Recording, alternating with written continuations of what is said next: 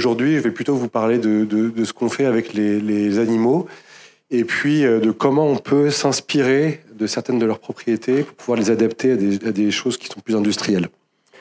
Voilà, donc je voulais juste vous montrer ça une seule fois. Ah, vous inquiétez pas, il n'y aura pas d'autres équations de tout le... C'est la seule fois, mais c'est pour un peu resituer le travail de physicien. En fait, nous, on fait de la physique et donc on utilise les mathématiques pour modéliser ce qu'on voit. Et donc la démarche qu'on adopte, c'est de prendre un problème qui est très compliqué, comme celui que je vais vous montrer juste après, de le simplifier au maximum pour qu'il n'y ait plus que quelques paramètres et qu'on puisse ensuite, à l'aide des mathématiques, le décrire. Mais je m'arrêterai là.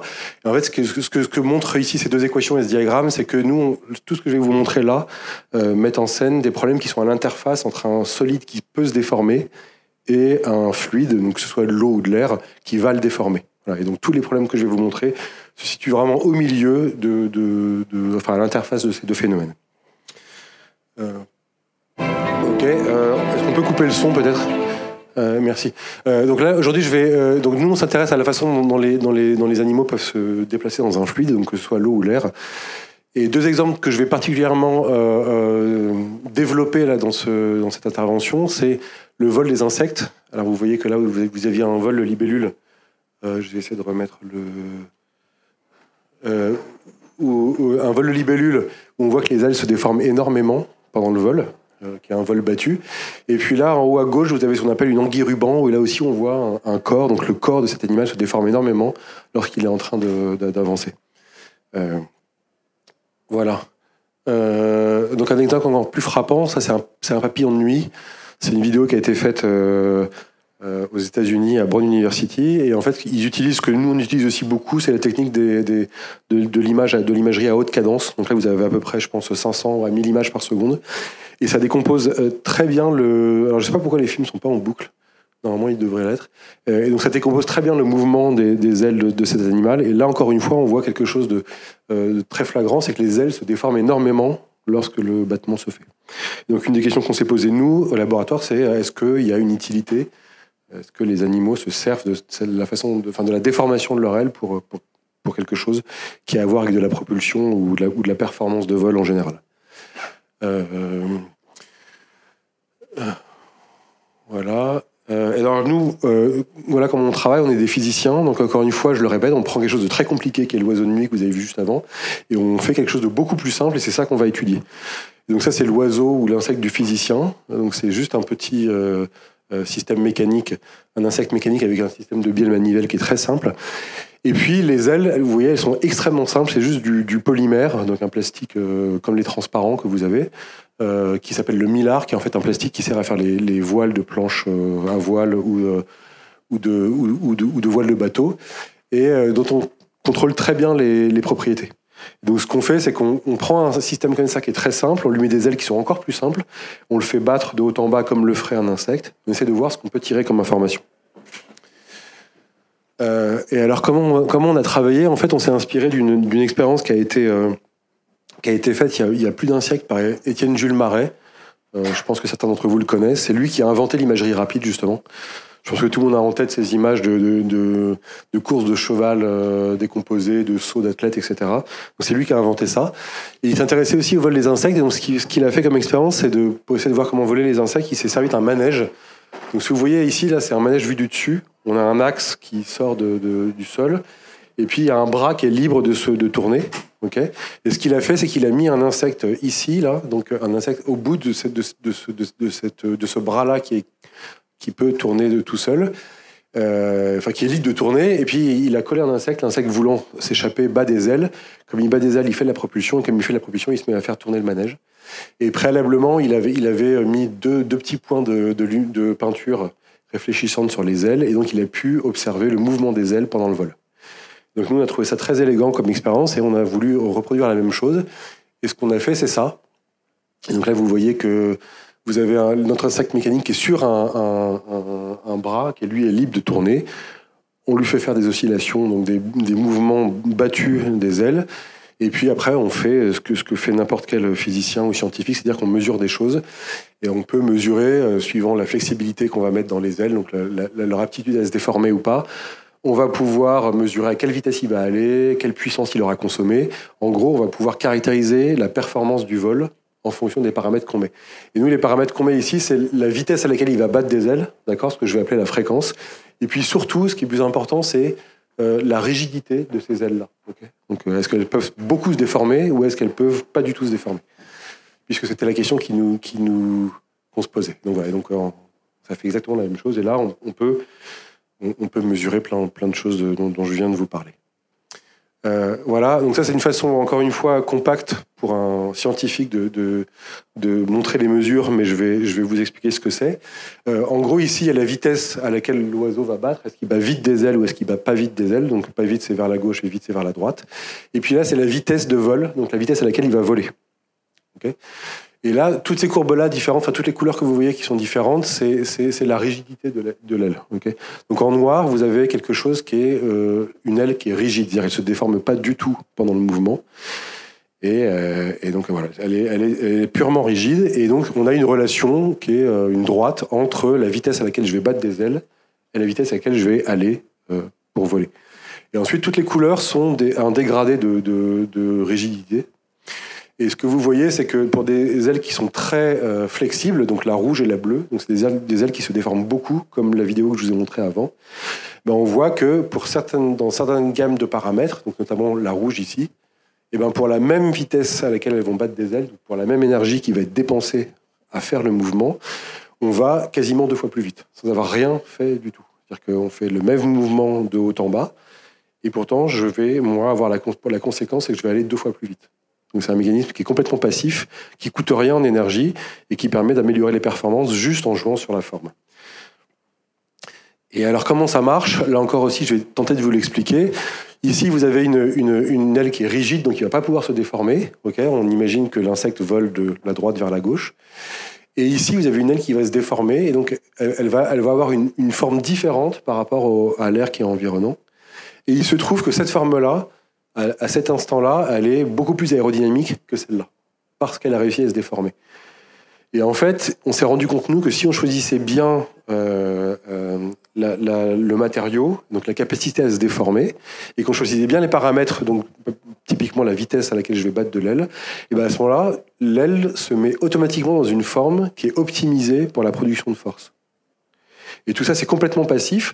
C'est-à-dire que parce que j'ai une forme qui est favorable à la production de force pour aller de l'avant, eh ben, je profite beaucoup mieux du fluide qui est environnant que si je suis comme ça. Voilà. Donc en fait, ça c'est un système qui est plus performant, qui est très très simple, parce qu'il invoque que des choses passives. Et vous allez voir après que c'est très intéressant pour parler des applications. Voilà. Alors là, je vais passer très vite sur d'autres travaux qu'on a fait. Là, ce que je vous ai montré, c'était des choses qui ressemblaient aux insectes et aux oiseaux. Et je vous ai montré aussi une anguille ruban.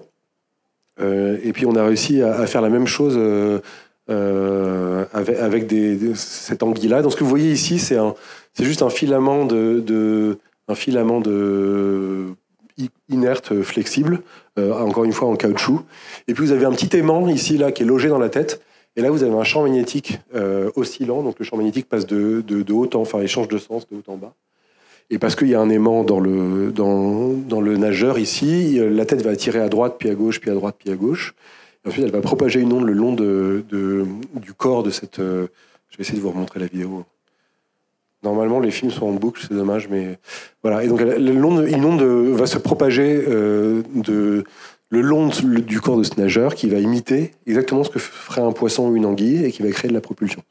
Alors, pourquoi on avait fait ça? C'est parce qu'à un moment... on avait travaillé un peu avec des médecins et l'idée, c'était d'avoir une réalisation d'un nageur qui puisse remonter dans les artères et puis qui puisse être actué, donc qui puisse être forcé, qu'on puisse faire avancer ou pas par l'extérieur. Et donc ça marche bien. Donc ça c'est la même chose, c'est le même nageur que celui-là, sauf que celui-là fait 8 cm, je crois, quelque chose comme ça. Et là, ça fait 1/10 de millimètre. D'accord ? Donc c'est le même principe, et donc on avait travaillé à réaliser des nageurs qui pouvaient remonter des artères en étant contrôlés de l'extérieur. Voilà, et donc je passe vite fait sur les applications. Il y a d'autres groupes dans le monde qui travaillent là-dessus, et notamment les applications, c'est de faire des espèces de drones à ailes battantes, et d'avoir des choses qui sont beaucoup plus stables et beaucoup plus faciles à à contrôler.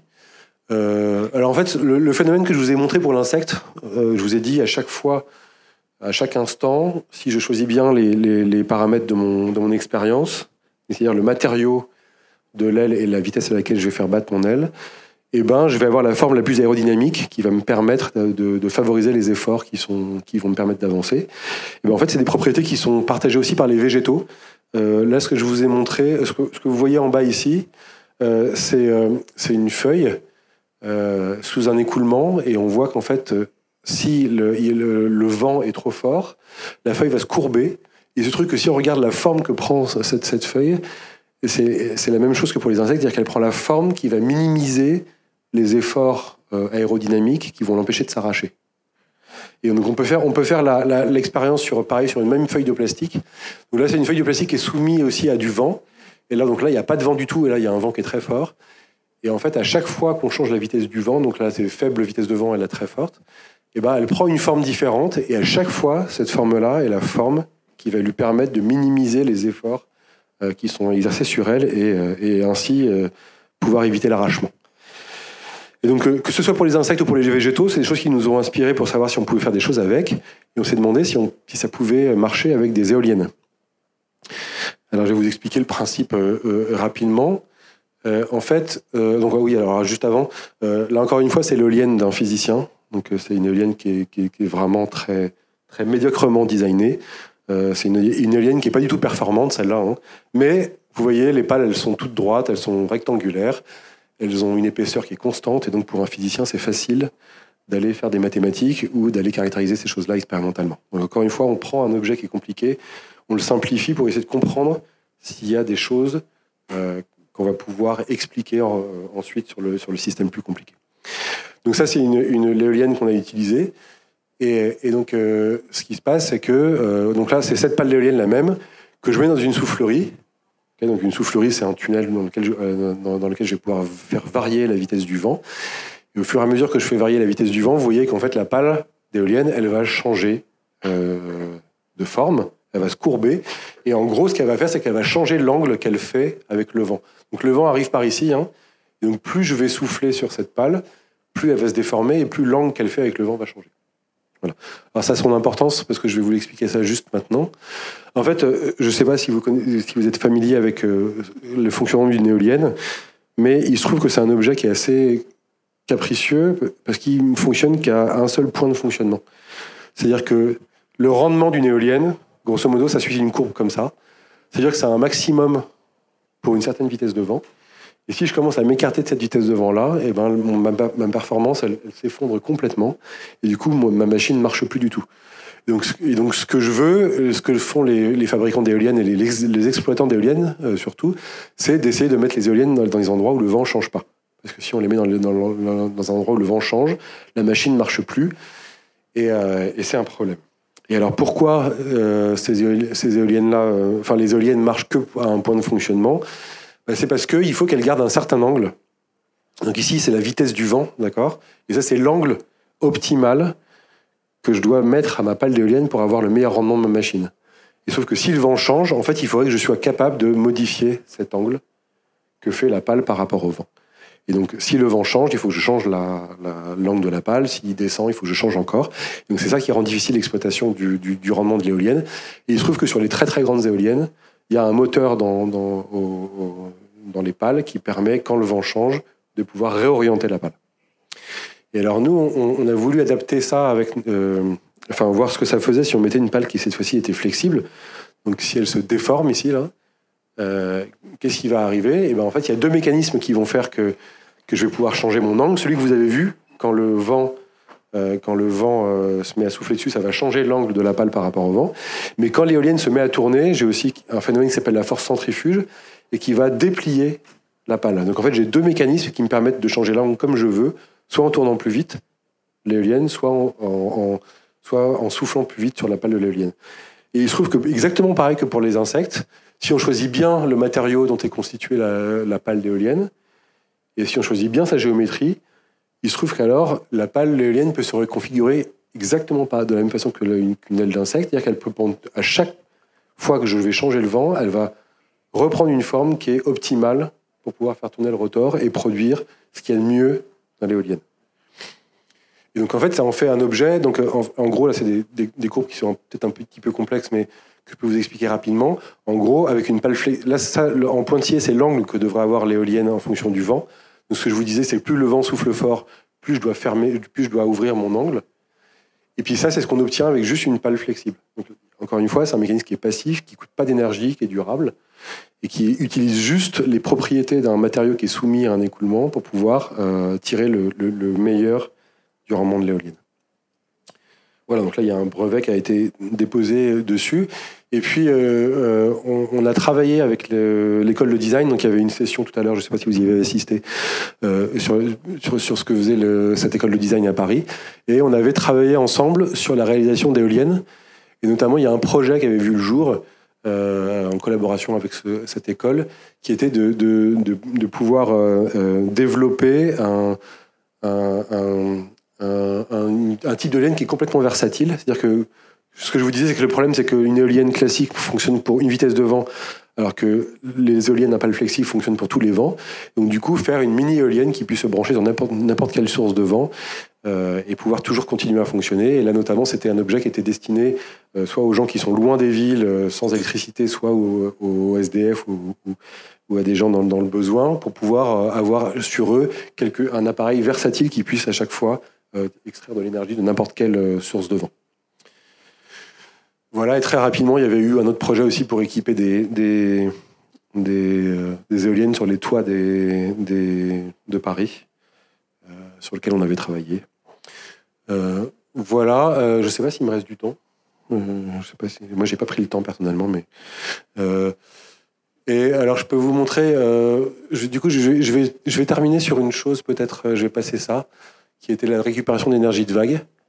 Quoique, bon, je vais vous montrer ça aussi. Donc il y a une autre chose sur laquelle on a travaillé, c'est la récupération d'énergie de vague, et qui était inspirée d'algues. Vous voyez ici que quand on a un écoulement, donc ici c'est une rivière qui est en train de couler sur la végétation sous-marine, et en fait on voit que quand il y a un écoulement sur cette végétation, on a une oscillation de ces végétaux, parce qu'ils se déforment. Et donc, c'est des choses qu'on peut voir aussi là.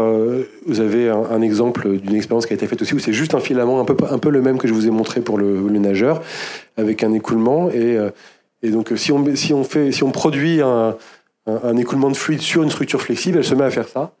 Et en fait, il se trouve qu'il y a une partie de l'énergie qui était dans l'écoulement de la rivière qui va être prélevée et qui va être stockée dans la déformation du solide.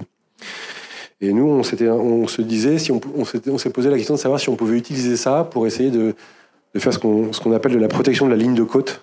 Parce que vous savez qu'il y a un grand problème d'érosion sur les lignes de côte, c'est que quand les vagues arrivent, elles font de l'érosion et ça crée beaucoup de catastrophes naturelles.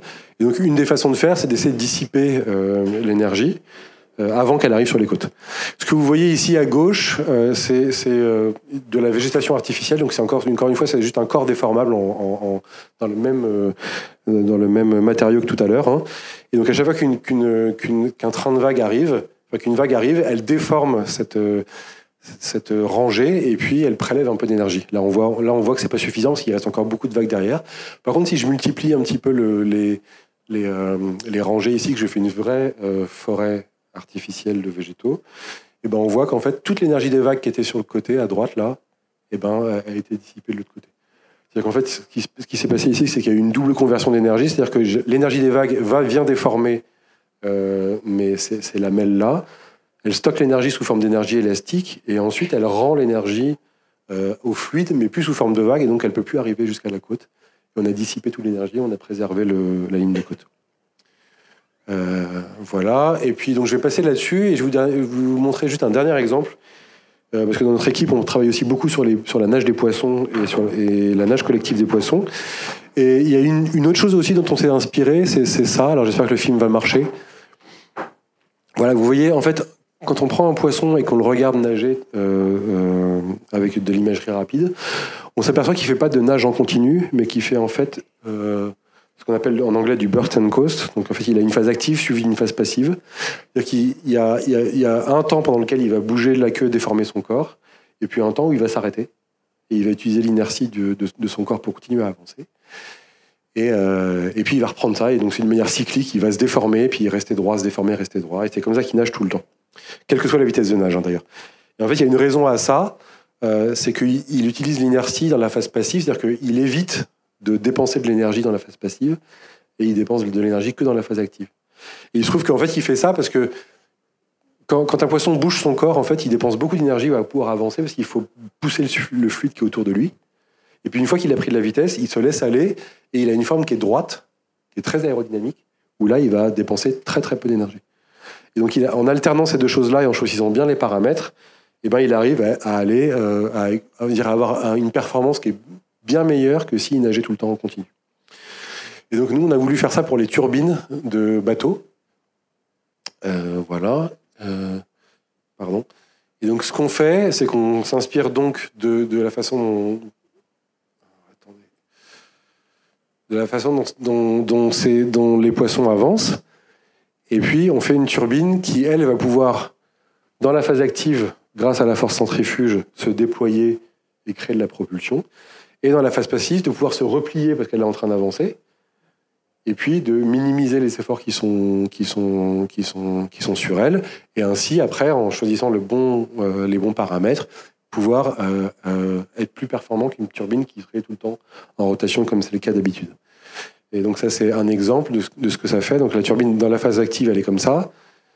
Et puis dans la phase passive, elle se replie parce qu'on est en train d'avancer. Et puis, on recommence comme ça. Donc à chaque fois, on va avoir une partie où on dissipe beaucoup d'énergie parce qu'on crée de la propulsion, et une partie où on se sert de l'inertie, on continue à avancer, et on a une forme très profilée, et on ne dépense plus d'énergie. Et il se trouve que quand on regarde ça, en fait, dans le détail, alors c'est un graphe peut-être un peu compliqué mais je vais tenter de l'expliquer aussi. En gros, ce que vous voyez là en orange, c'est le rendement d'une turbine avec les pales qui sont rigides, donc qui ne peuvent pas se replier, en fonction du rapport entre la phase passive et la phase active. Donc là, 0,2, 0,4, 0,6, ça veut dire que là, disons que si je prends une période de 10 secondes, pendant 2 secondes, je vais faire tourner ma turbine, puis pendant 8 secondes, je vais la laisser tranquille. Et puis jusqu'ici, où je vais tourner en continu. Donc le 1, c'est quand je tourne en continu. Et donc si les pales sont rigides, on voit qu'on n'arrive jamais à avoir quelque chose de bien. C'est-à-dire que quelle que soit la chose qu'on fait, on dépense plus que si on tournait en continu. Donc si vous avez un bateau ou un moteur, et que vous faites de l'intermittence, c'est-à-dire que si vous faites vous alternez les phases passives et actives, vous réussirez jamais à avoir un rendement qui est meilleur que si vous laissez votre moteur tourner normalement. Par contre, s'il y a ce mécanisme qui se replie, là, vous avez une chance d'avoir des rendements qui sont bien meilleurs. Et on le voit sur la dernière diapo que je vous montre. Donc ça, c'est le rendement le trait ici, là, c'est le rendement d'une hélice qui tourne en continu. Et là, c'est les rendements que j'ai lorsque je me sers de cette hélice qui peut se replier, et qui se replie et se déplie avec des phases, en alternant des phases actives et passives. Et donc on voit on peut avoir des gains qui sont de l'ordre de 30%, encore une fois, juste en jouant sur le côté passif et le contraste qu'il y a entre la dissipation d'énergie en phase active et phase passive. Comme le font exactement les poissons. Voilà, moi je vais m'arrêter là, et puis si vous avez des questions, j'y répondrai avec plaisir. Merci. Merci beaucoup Benjamin pour cette brillante présentation. Il est 10h19, 17h19, vous avez une bonne dizaine de minutes pour lui poser des questions. Voilà. Oui.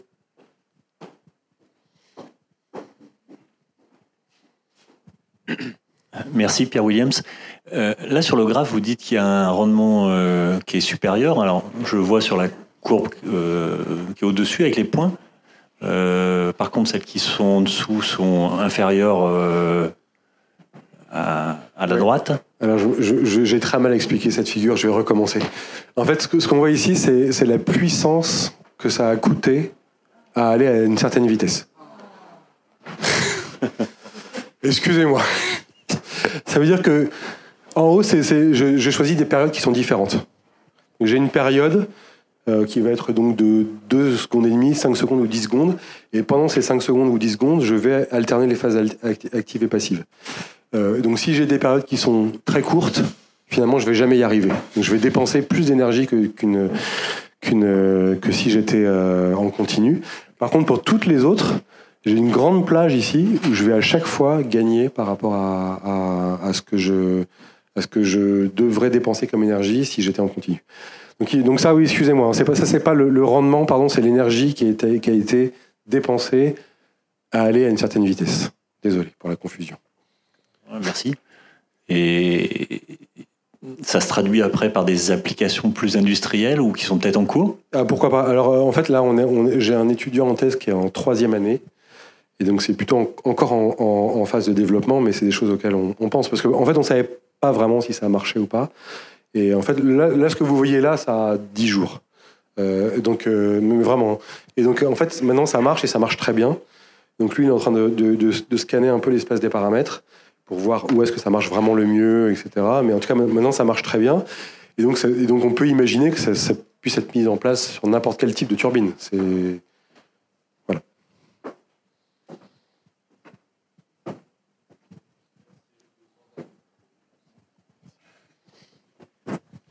Je voudrais savoir, pour le fonctionnement de l'hélice, c'est ici. Oui. Excusez-moi, j'ai le projecteur dans les yeux. Oui.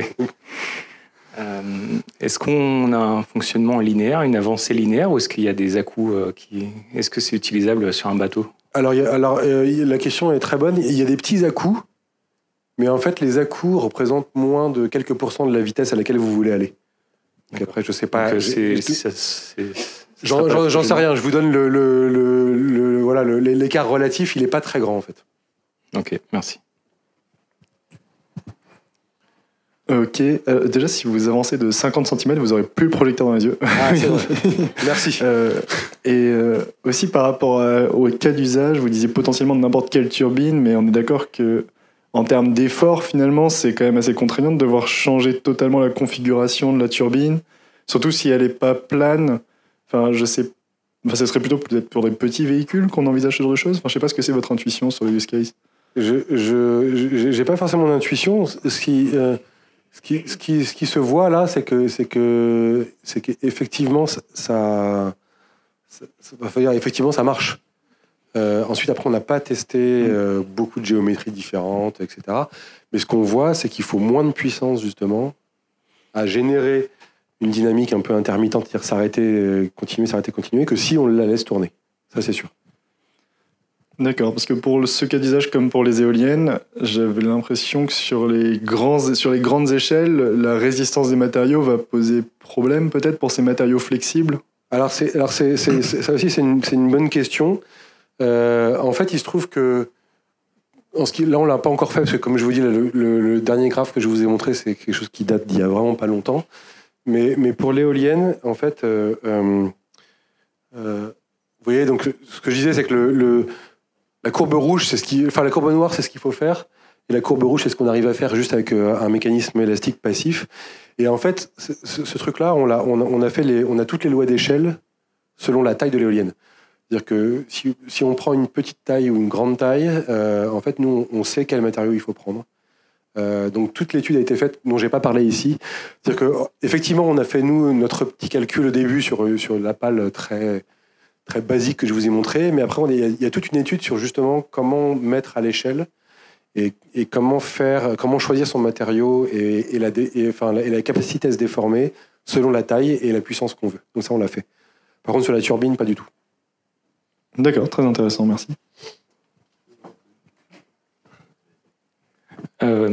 Une seconde question. Sur les éoliennes, vous n'avez pas parlé des éoliennes verticales. Est-ce qu'on a la même contrainte au niveau des pales sur les éoliennes verticales Alors pour vous faire une réponse sincère, on ne sait pas. Et c'est un projet qu'on est en train de faire en ce moment. Ok. Parce qu'en fait, on n'a pas le même problème sur une éolienne à axe vertical. En fait, on balaye l'ensemble des angles d'incidence quand on est en train de tourner. Mais il se trouve que la flexibilité a l'air de jouer un rôle aussi, mais on ne l'a pas encore caractérisé.